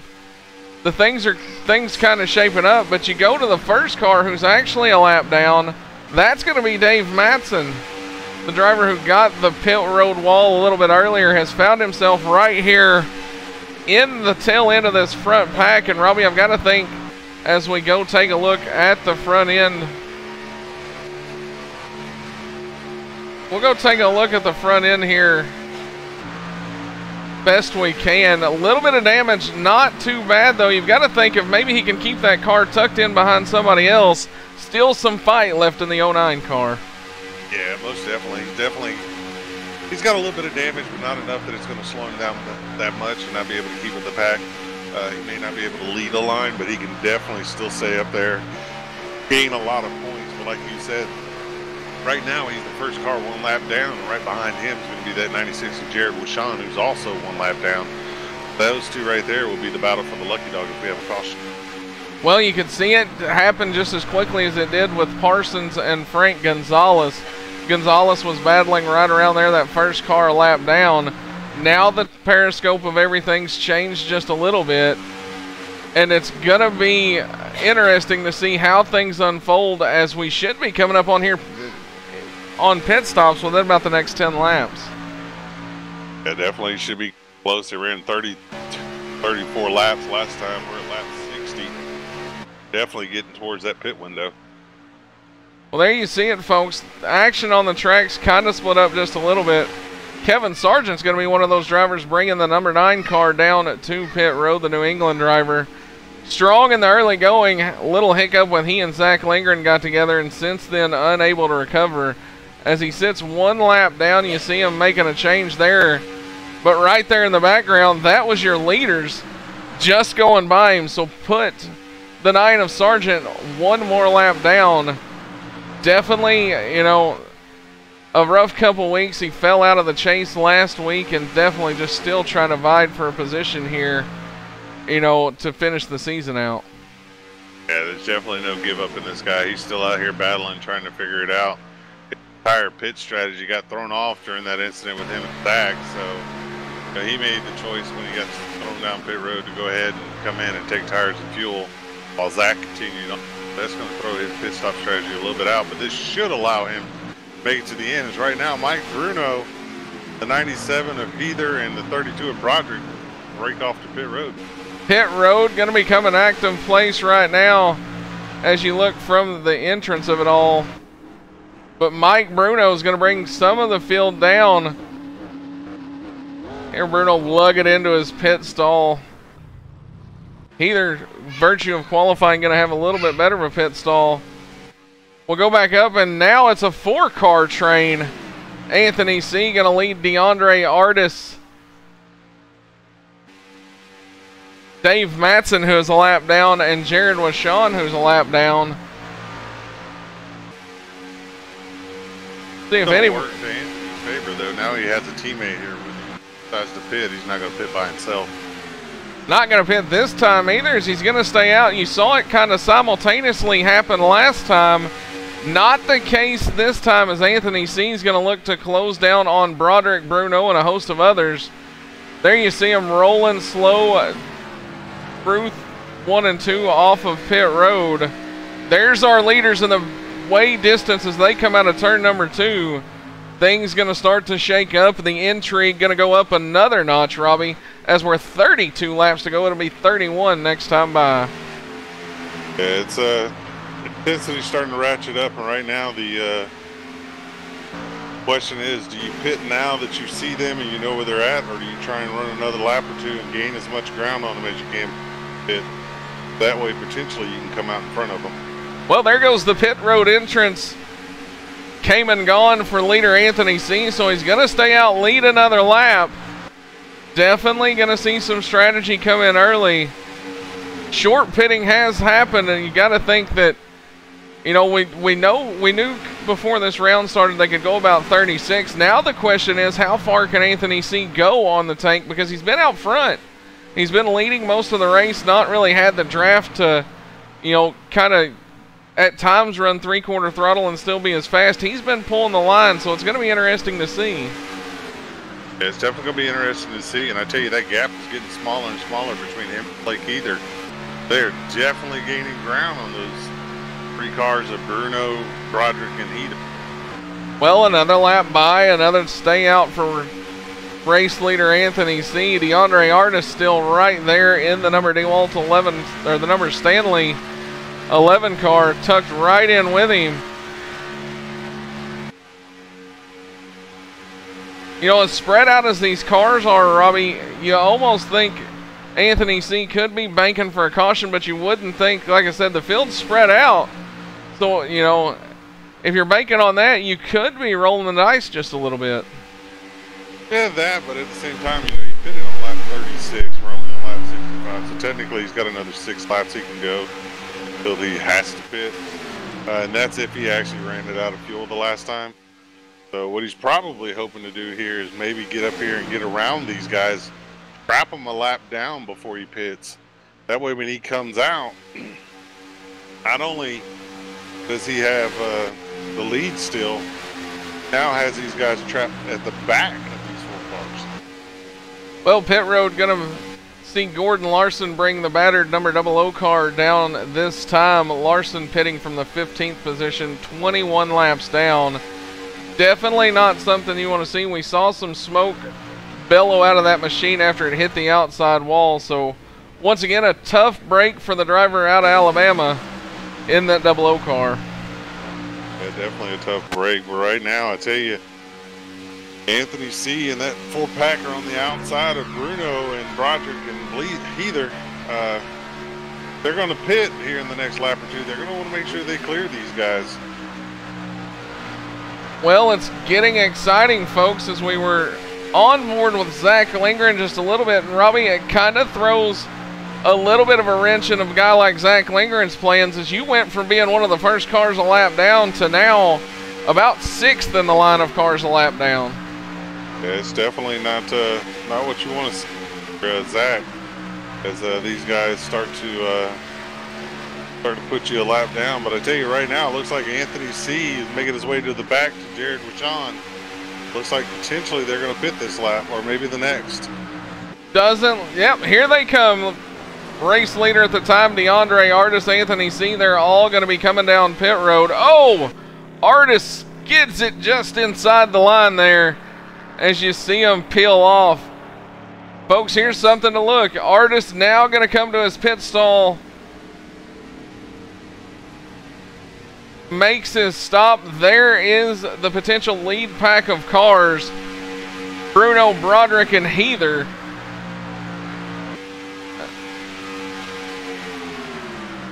They're going to be entering turn 3 now. Jack down and away for Anthony C. Artis still sitting on pit road. A little bit of a slow stop. Artis now down and away, but here comes Bruno through the tri-oval. There's DeAndre Artis as he leaves. So Artis going to come out kind of the big loser on that gamble move, Robbie. And then you go up to Anthony C. He and Jared Wachon just now getting off the apron. As you look back, the field is coming. The field is definitely coming, but it may work to their advantage. They can somewhat block the field off from them. Well, we've seen those moves in the past and it not paying out. We'll see what happens here. It'll be interesting because right now we're at 26 laps to go. Down to the nitty-gritty. This one's shaping up to be a good one, Robbie. At a track that's had seen so much historical finishes. Davey Allison getting the win here for the Alabama gang. Who can forget the memorable ride that Bobby Allison took through the tri-oval? You know, and then you couldn't mention memorable moments without Senior's last win, who came right here. Last win here. Don't forget, this is the one track that takes place that echoes the history of NASCAR, where Bill A came from 2 laps down under green. Well, Anthony C. Jared Wachon doing a little bit better to fend off the field than I thought. Well, at least maybe not getting caught by him as quickly. As there is Mike Bruno, who currently runs in second. You know, maybe something a little more frustrating to a guy that's sitting in Mike Bruno's position is you're running second, but you're about 4 cars away from the leader. Yeah, you're running second, but you got 2 lap cars between you and I'll go ahead and tell you right now, one of those lap cars ain't going to move. And one of those lap cars, being Jared Wachon, is going to stay right to the back bumper of Anthony C. Kevin Sargent going to be kind of caught in the middle, as the field now is going to catch the tail end. Going to be interesting to see just what happens, but you got to think they didn't catch him quite like we thought they would, and there's going to be a split off now. Bruno Broderick going to go to the high side. Doesn't go with him, he stays on the bottom. I was just noticing that. Heather going to stay tucked to the bottom, maybe for a gain. Here's where we told you, Robbie, we talked about it early in this race. Blake Heather, Mike Bruno, they worked so well together throughout the opening laps of this thing. Now Bruno's going to stay to the high side. Heather now going to jump up there, but for a second it looked like Heather may try to push his way up a little further in the field than Bruno was going to go at that point. I think he was thinking about it, but I think he's realizing the 9 cars a little bit doesn't have quite the speed that the other cars do, so he's went to the high side to get with his teammates. Right now we're going to have a battle for the lead as they go through 3 and 4. Here we go, the first battle we've seen for the lead in a little while, and it's going to be Mike Bruno with help from Mark Broderick forming up that outside line. Then you've got the 2-car tandem of Anthony C. and Wachon. Bruno going to be your new leader with 23 laps to go. Able to get the run there. He isn't fully clear of Anthony C. yet, but then the question is, even if he gets clear, is he going to leave teammates to try? I told you, man, it's kind of the hindrance there. You've got Jared Wachon, who's doing nothing wrong. He is the first car 1 lap down. definitely going to give his teammate all he can and help, you know, the best shot at possibly bringing home a win for Elite Motorsports tonight. Yeah, most definitely. I tell you though, the one thing that's kind of hurting Anthony right now, yeah, he has his teammate with him and Jared Wishon, but Jared Wishon is having a little bit of a connection issue and keeps blinking out just a second. When he does, that's going to slow Anthony down because he's going to technically lose the draft for that moment. Well, there's the move you were wondering if it would happen. Mike Bruno gets clear of Anthony C. now down to the bottom of the racetrack. As quickly as that can happen, here comes Broderick to the outside. He's got a mirror full of Blake Heather. Back bumper of Broderick trying to push him to the front. Those two guys are on the outside by themselves as they try and fend off the 3 cars on the bottom. Great look from the roof cam of Mark Broderick, and even better look off the bumper cam at that Camaro ZL1 nose. Robbie, I gotta say, the Camaro is one of the most welcomed additions to iRacing in quite a long time. Guys were excited to get that one out on the track, see what it can. Hey, Anthony C is stuck with the tried and true Ford Fusion. Fast on these tracks this year. Definitely has been fast all season long. Well, there's a look at your leaders. We want to mention Corey Walters, still the last driver on the lead lap as you see the leaders come out of turn 2. There is Walters. He's working in a 3-car pack with Redding Lamont. They're just now going through the tri-oval. They're half a lap back right now. They need a caution just to get back up. The first car a lap down, as we've duly noted, is Jared Wishon, who has fell off the pack just a little bit. He stayed right there with Anthony. Now he's kind of ducked out. Gonna let this lead pack fight it out on their own. The next car behind Wishon, however, there you see Wishon now starting to lose the draft just a little bit. The next car 1 lap down, that's this guy right here in the middle of this pack with a host of lap down cars. That's Redding. Yep. Michael Redding has still got himself in a position. I said a host of lap down cars. Davey Lamont's actually still in the lead lap with Corey Walters. So you've got Redding there just kind of maybe hoping to be sitting in the catbird seat. And then you've got 2 lead lap cars who are just, you know, desperately hoping something happens to catch them back up to the tail end of this 4-car breakaway up front. 4 cars right here, as long as they file like they are right now, they're going to be able to settle this among nobody's going to catch them. They start battling each other, they're going to slow down. Still enough time for somebody to make up the time and get to them, but then you always have that wild card of the caution. Well, laps winding down. It's 19 laps to go right now from the Talladega Superspeedway. Mike Bruno going to show us the way through 3 and 4.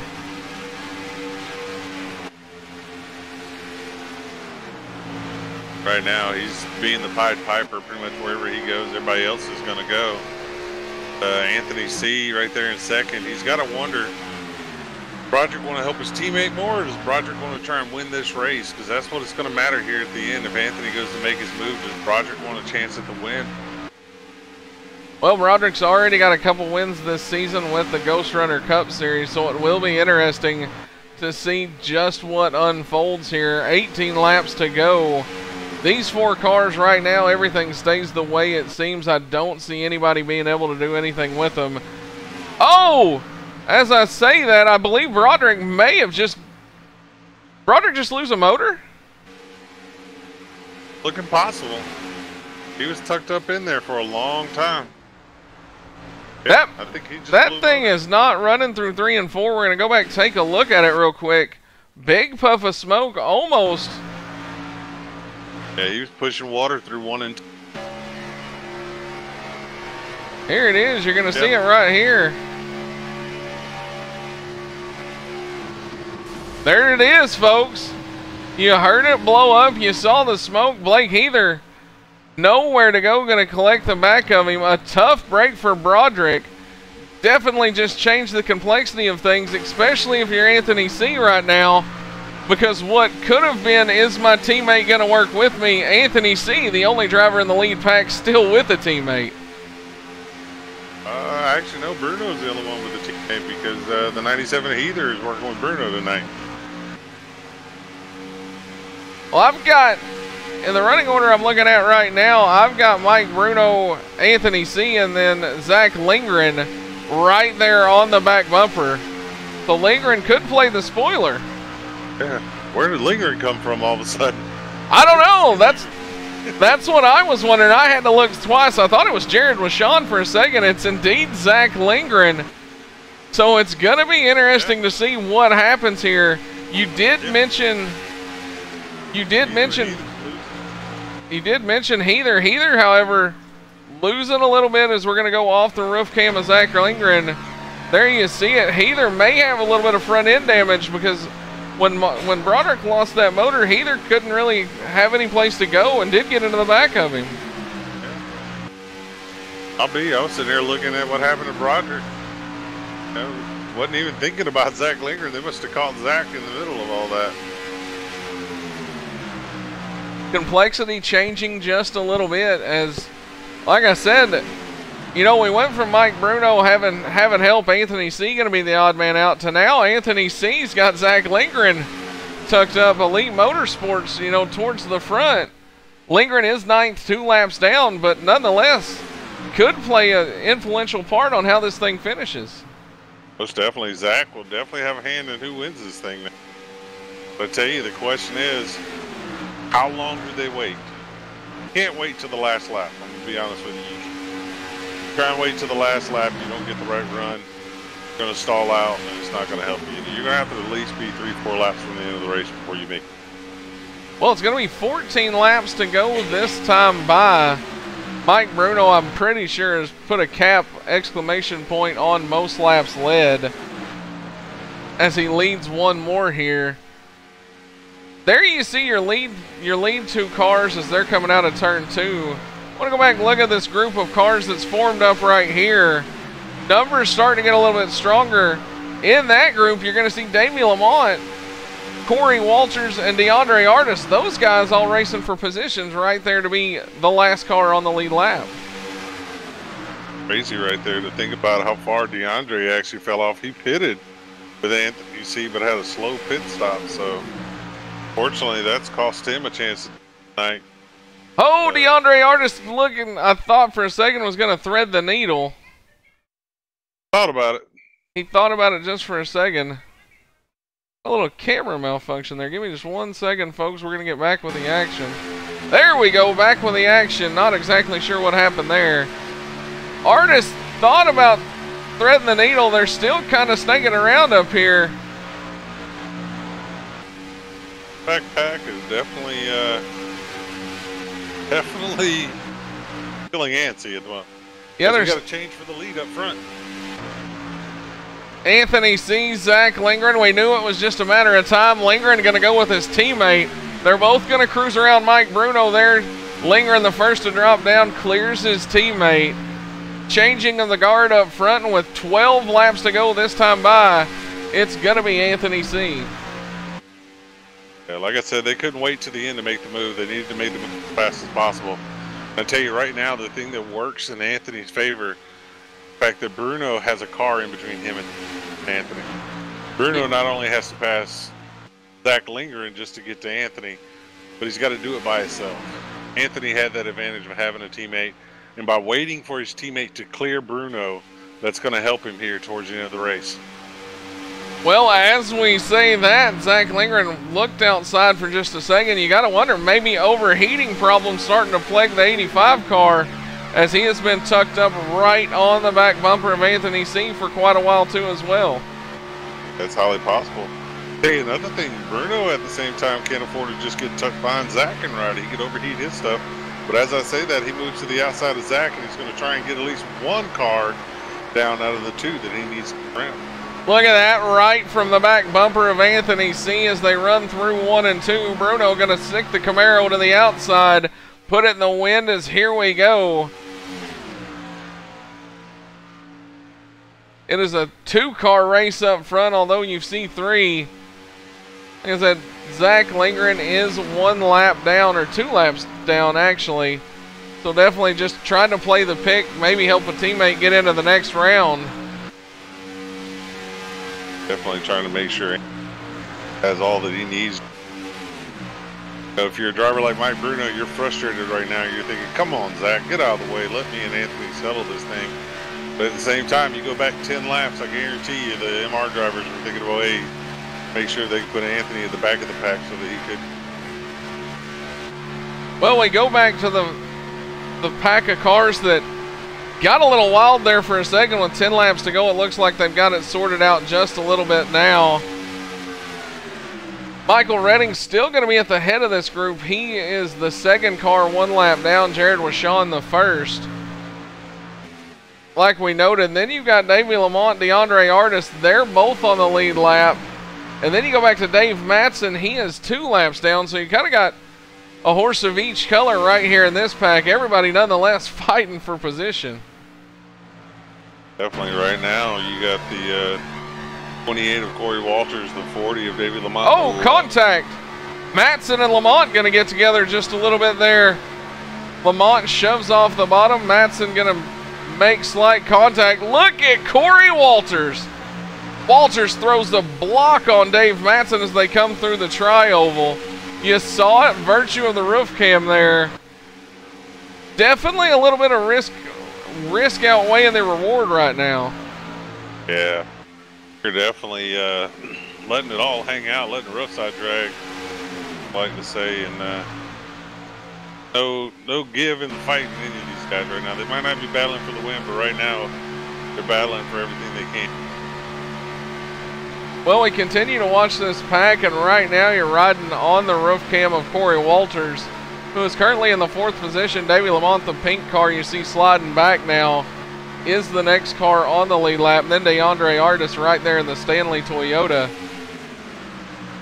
We're going to go back up front now, check in with our leader as they continue to They continue to log laps. 8 laps to go. It'll be 7 to go next time by. Right now, Bruno looks like he's dropping back a little bit, try and gauge how big of a run he can get on those 2 cars, because he's going to heck of a run by both of them. Maybe going to pull a little Kel Yarborough, Richard Petty slingshot action, or maybe even the Silver Fox. Channel your inner David Pearson. Got to channel the spirits of somebody to get this tonight. But if there's anybody that can do it, Bruno is definitely a driver of the caliber and quality that can get it done. So it's going to be interesting to see how this plays out of here. It's not over with just yet. Definitely not over with by a long shot. As we go on the roof cam of Anthony C, there's the damaged car of Gordon Larson. Once again, just going to give way to the leaders as quickly as possible as the 3-car train rolls on. Jared Washon going to bring the 96 car to pit road. All you saw was remnants of a little smoke there. Field going to go roaring by him now. So here's your lead pack still. There's your lead pack still nose to tail into turn 1. Things back here kind of calmed down for the moment. We've got single filed out just a little bit, as it's Dave Matson, DeAndre Artis. Matson once again laps down. DeAndre Artis on the lead lap. And look who's fell all the way back to them, Robbie, a driver who was up there bidding for the lead before Ryan Broderick's issues. That's Heather in the 97. Yeah, Heather's running 3rd right now, but he's falling back to him. Potentially can go from possibly winning the race to finish 7th, 6th. Looks like everybody's got their partners here in the back. Heather just trying to attach on, maybe be the 3rd wheel. Corey Walters, Michael Redding, going to be 2 Fords, and then you've got a Chevy and a Toyota just in front of them. 5 laps to go. These guys definitely may not have a shot at the win unless something crazy happens, but nonetheless, Robbie, like I said a minute ago, the fighting spirit's still there in all of these guys. Definitely fighting for all they can right now. But I tell you, it looks like Davey Lamont's issues snuck up again. He's losing the field again, losing this draft. Well, I talked to Davey Lamont a little earlier and said he just wanted to come out here, get a little drafting practice for the NMNTS Grand National Series race on Sunday night. Robbie, that's going to be an exciting week still yet to come in its own, as we've got 3 nights of Talladega next week across the NMNTS. Yeah, it's going to be exciting to see the Grand National, the trucks, and the Cup cars all on this track, all fighting it out. But got one heck of a finish here tonight as we come to start of lap 91 out of 94. Well, folks, if you wondered why we weren't covering the lead battle, it's because right now it's Anthony C. showing us the way. Lap down teammate of Zach Lindgren, kind of acting as a pick. Bruno a little bit off of him now, maybe trying to stage something for the last lap. Nothing's really changing up here. And then you've got this battle right now. It's two, sometimes 3 wide. These guys fighting a little bit further back. Right now, the battle is for 3rd place. That's going to be your biggest battle on this field. As Anthony C. and Mike Bruno seem at the moment to be content to just ride where they're at. Definitely so. One car in the far distance there that these cars are closing up on is the 42 cars. They're going to put Gordon Larson another lap down. But the 42 car of John Kennedy now, after being multiple laps down, going to be 88 laps down, going to bring the Circle K Toyota Camry out there. There you see it. This could jumble this pack. Well, I said it could jumble it up. Kennedy going to do the gentleman code thing and just kind of hit the bottom, let these guys go by. So potential to jumble it up even more averted, and it's still going to be Matson who is actually a lap down leading this pack. But Robbie, it's 2 laps to go. If Bruno's going to do something, he's got to go now. Yeah, if he's going to get a run, he needs to get it now. Right now, they're coming up on the lap car of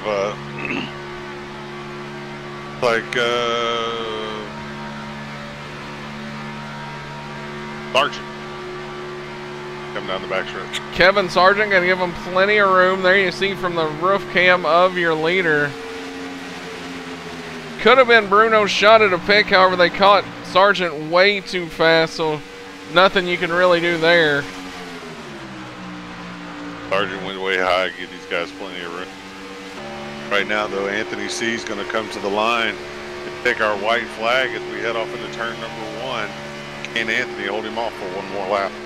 This is your BA Graphics 1 lap to go. It's going to be Anthony C. one more time around the 2.65 mile Superspeedway here at Talladega. Holds it down the back straightaway. Not a whole lot of change. You're going from the roof cam of Mike Bruno right now. You look at it, I gotta believe Bruno may be setting it up for something here.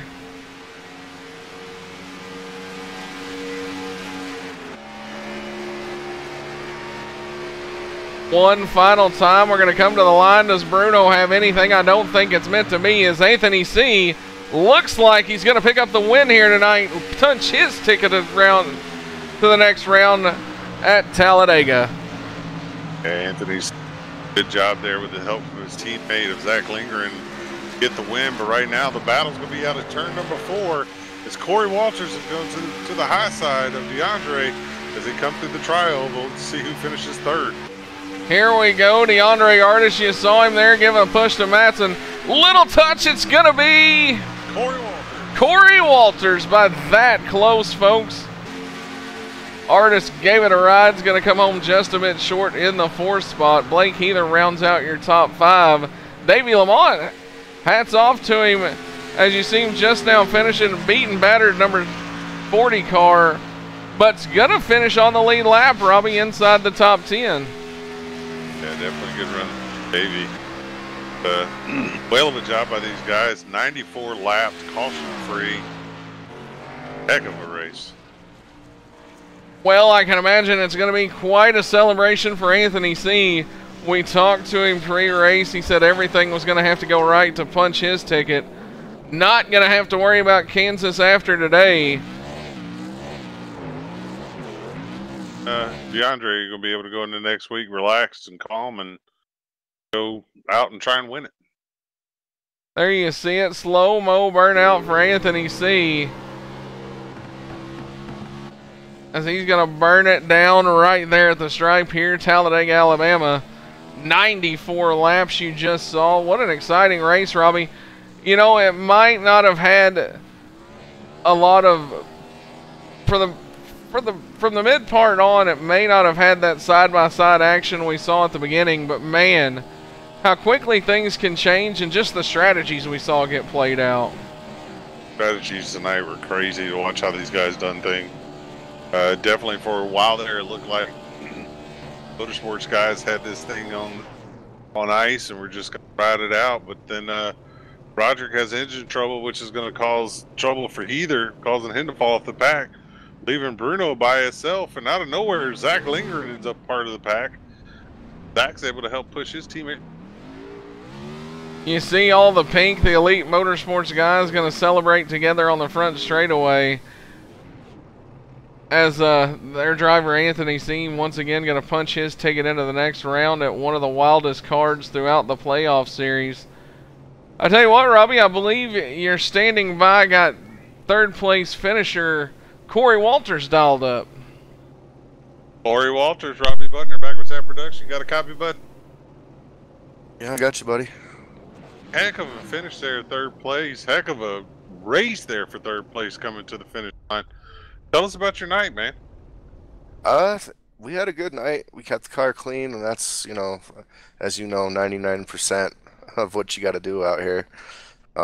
Zach worked with me earlier, and he helped me out, and it just worked out, man. I tell you, brother, it was good to see. Reminded me of the battle me and you had the icebreaker this year in the Cup Series, where you beat me the line by about as much as you beat Andre tonight. Definitely was good to see that Texaco Haviland car out front running good laps, man. Pit strategy tonight, it really seemed like made a difference who you pitted with and how you got on and off pit road.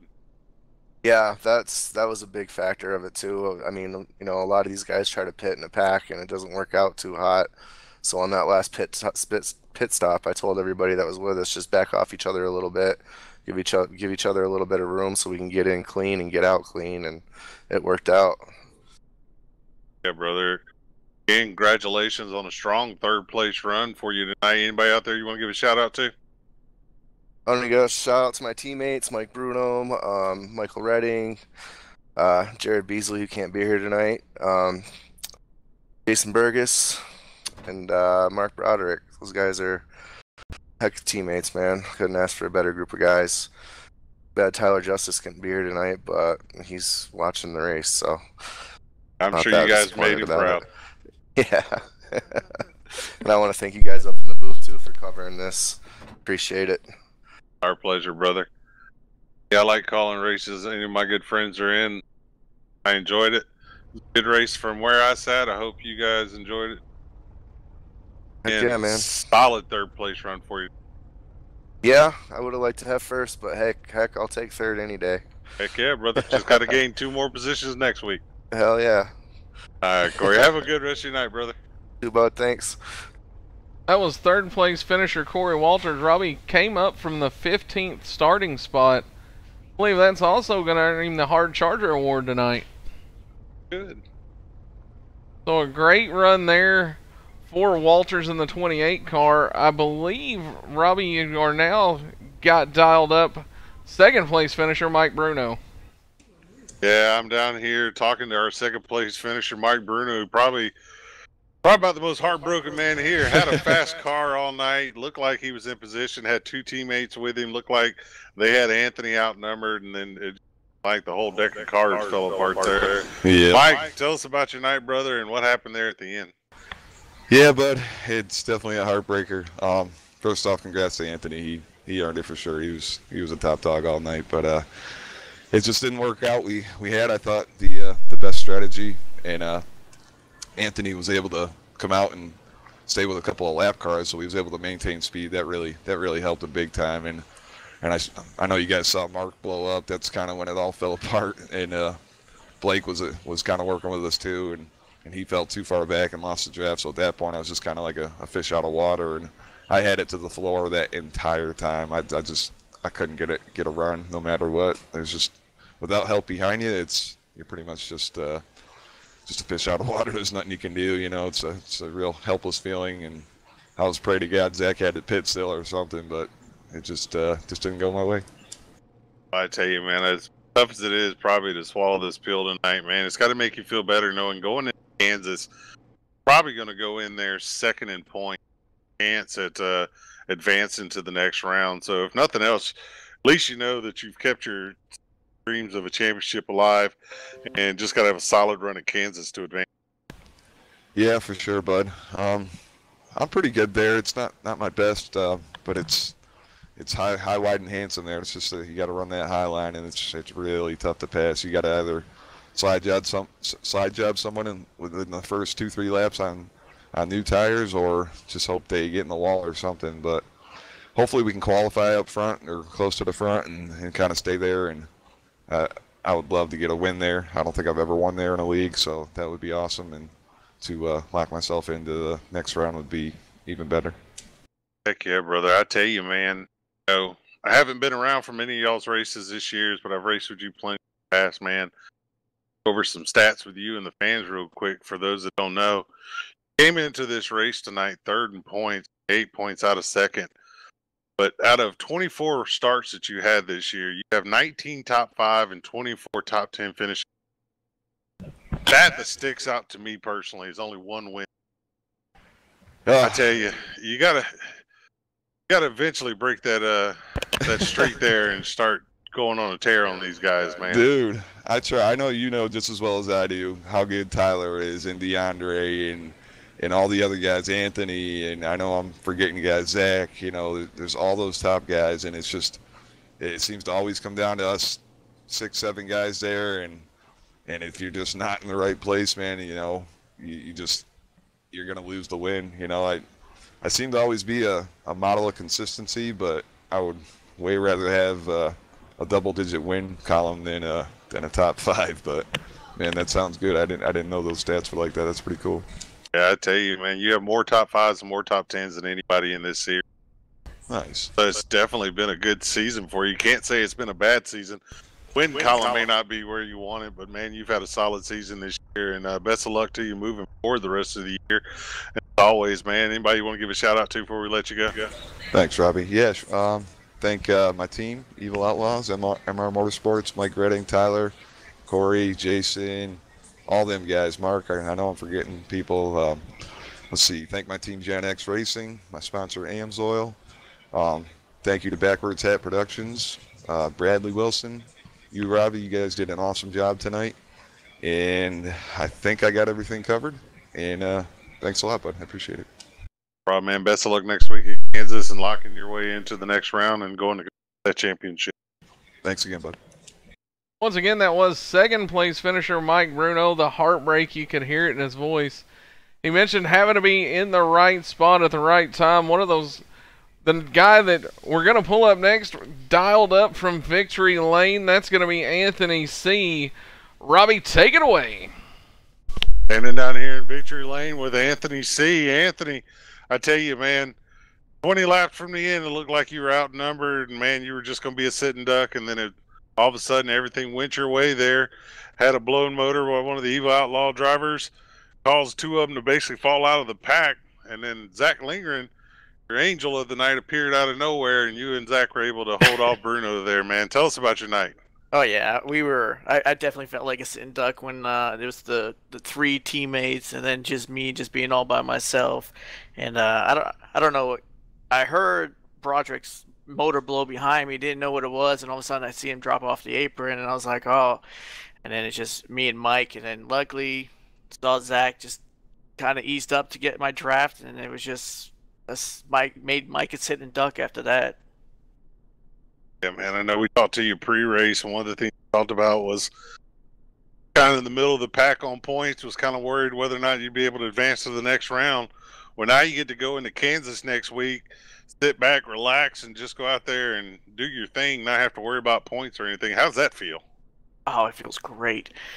Just hope I can win in the next round so I can feel great just going into Homestead. But yeah, the goal was to kind of ease back, but for our teammates just ended up not working out with issues on the track. So it was kind of like me and Davey made the first pit stop together, and then he helped me get that lead, so I want to thank him for that. But then after the next pit stop, I was just like a sitting duck all by myself. Luckily, I had some lap cars to get that speed going and keeping the lead until Mike and his guys came, and after that, it was open ring. Heck yeah, brother! Congratulations on the win tonight. This will be your first one on the season, if I'm not mistaken, here in the Go Cup Series, along with your 12 top 5s and 20 top 10s. Congratulations, man! You're on to the next round. You get to breathe a little bit now. Anybody out there you want to give a shout out to before we let you go celebrate with the Elite Motorsports crew? Yeah, definitely my teammates in Elite Motorsports, Jared and Zach. Couldn't thank Zach enough for this, and also Davey for coming on for this one race with us.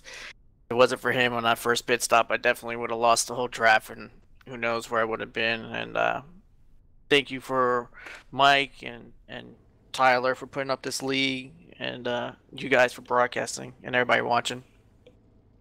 Yeah, brother. We'll go celebrate with your guys in Elite Motorsports. And again, congratulations on a hard-fought win and locking yourself into the next round. Yeah, definitely. Thank you. Once again, from Victory Lane, that was Anthony C., the Elite Motorsports driver. Robbie, 94 laps, and like I said, you may not have seen the 2-3 wide that this place produces, but what you got in trade was something just as valuable, and that's something that just come down to being in the right spot and, pit strategy. Yeah, pit strategy, having a teammate there when you need them, man. It really, really made a difference there at the end. Those guys, the entire complexity of this race changed in a lap and a half. Go into a lap and you're thinking, well, now it looks like the Evil Outlaw Motorsports guys are in the catbird seat. They got a chance to really.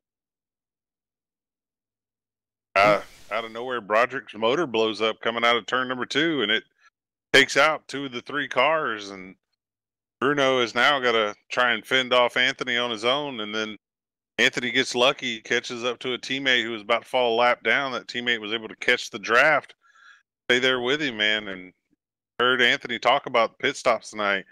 Bruno talked about the pit stops. Corey talked about pit stops, how crucial they were, getting on and off pit road with teammates or around you to be able to do it. So impressive to watch tonight.